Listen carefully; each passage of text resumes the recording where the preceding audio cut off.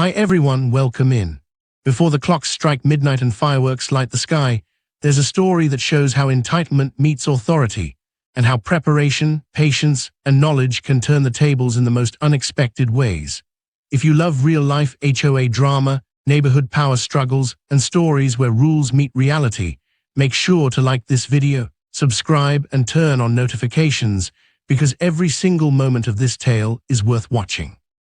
This is HOA Marlowe drama, where boundaries are tested, authority is challenged, and law-abiding residents quietly outsmart Overreach. The neighborhood looked perfect from the outside, a postcard version of calm. Lawns were trimmed like green carpets, holiday decorations were restrained yet festive, and an unspoken agreement kept excitement in check, at least officially. But New Year's Eve carried a different energy. Music whispered from behind closed doors, porch lights glimmered longer than usual, and neighbors stepped outside, cups in hand, to feel part of the night. For once, the street seemed alive, buzzing with anticipation instead of compliance. Samuel, the homeowner central to this unfolding drama, had spent weeks planning. Every detail of his private celebration had been meticulously arranged, tables positioned for conversation, snacks neatly presented, playlists timed to gently build toward midnight, and fireworks legally permitted and safely prepared.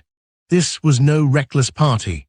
It was a celebration designed to bring friends and family together responsibly, with every rule followed to the letter.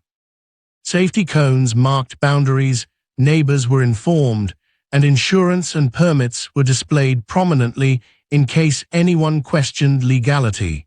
Samuel's meticulous planning wasn't defiance, it was preparation. But control was not far behind. Lillian, a longtime resident with a reputation for strict oversight, had appointed herself the neighborhood's moral and aesthetic guardian. To her, every holiday, every decoration, and even subtle gatherings were potential breaches of her personal vision of order. And New Year's Eve, promising fireworks, felt like the ultimate affront to her authority. She watched from behind her curtains, arms crossed, phone in hand, ready to mobilize her influence. As the evening began, neighbors arrived.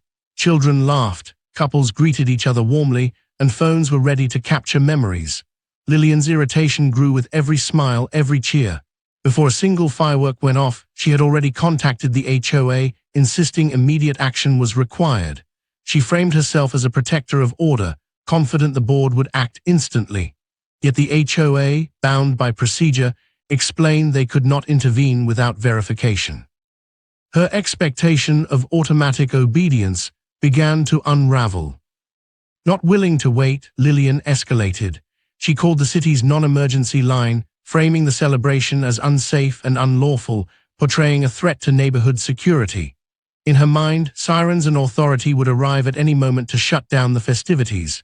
Meanwhile, Samuel remained calm. Every precaution was taken. The launch area was secure, neighbors stood safely back, and the permit, highlighted with key legal clauses, was within reach. Samuel's confidence created a quiet tension, one only Lillian could feel as she anticipated chaos that never came. As midnight drew near, suspense grew thick. Lillian's certainty of triumph clashed with Samuel's quiet assurance. Then the first firework launched.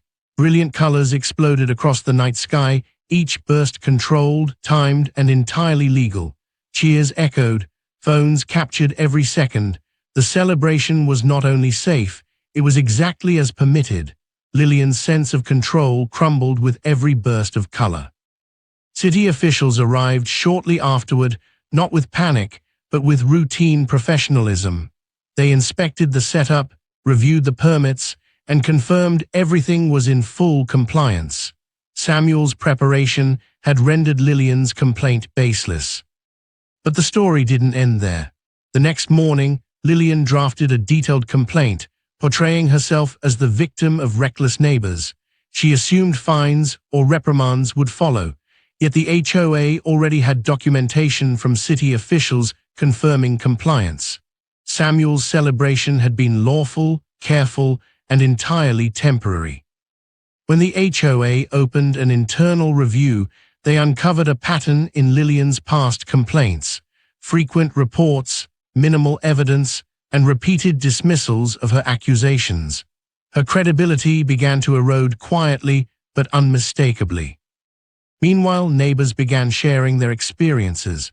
Stories surfaced of intimidation, frivolous warnings, and overreach.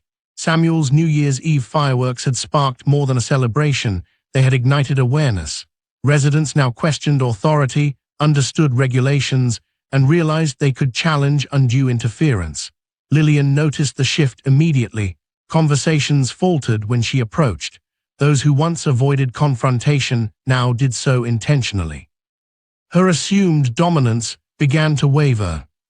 Over the following weeks, the HOA refined procedures. Complaints now required evidence, context, and verification. The handbook, once feared as a tool for Lillian's control, became a source of clarity. Music, decorations, and celebrations returned, this time with confidence and respect for the law. Residents quietly celebrated, knowing they were protected by rules rather than intimidated by power. The neighborhood dynamic had shifted. Knowledge and preparation now outweighed fear and entitlement. By spring, Lillian's influence had diminished further. She attended HOA meetings, hoping to regain control, but the board was cautious, aware of the fine line between enforcement and overreach. Her complaints were no longer taken at face value. They were evaluated carefully, often closed without action. Samuel, once simply a homeowner enjoying a private celebration, had become a symbol of preparation, lawful action, and empowerment. Neighbors quietly sought guidance from him, asking about permits, safety, and fair use of rules.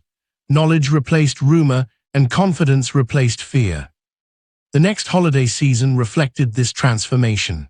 Private gatherings occurred safely, music played within approved limits, decorations appeared without hesitation, and residents no longer feared arbitrary enforcement.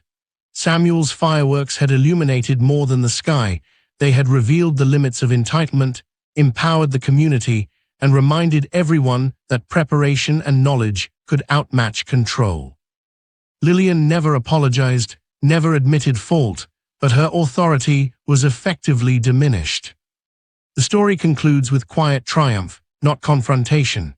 Samuel's careful planning and adherence to the law restored balance, preserved joy, and reinforced the true purpose of community rules. The neighborhood had learned a powerful lesson: authority has limits, preparation is essential, and knowledge is transformative.